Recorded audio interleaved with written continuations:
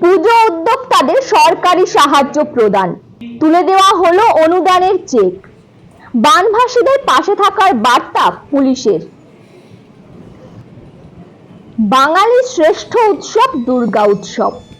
সেই উৎসব যাতে সুন্দরভাবে পরিচালিত হয় তার জন্য গত কয়েক বছর ধরে রাজ্য সরকারের পক্ষ থেকে পুজো উদ্যোক্তাদের সরকারি সাহায্য প্রদান করা হচ্ছে।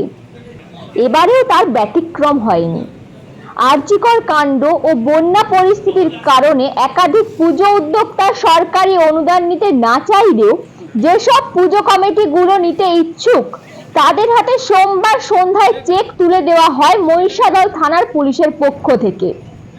এদিন মহিষাদল ব্লকের পুজো উদ্যোক্তাদের হাতে মহিষাদল পঞ্চায়েত সমিতির সভাগৃহ থেকে মহিষাদল ব্লকের ৭৮টি পুজো কমিটির হাতে সরকারি অনুদান ৮৫,০০০ টাকার চেক তুলে দেওয়া হয়।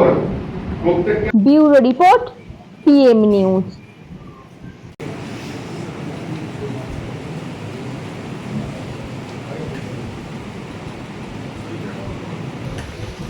সভাপতি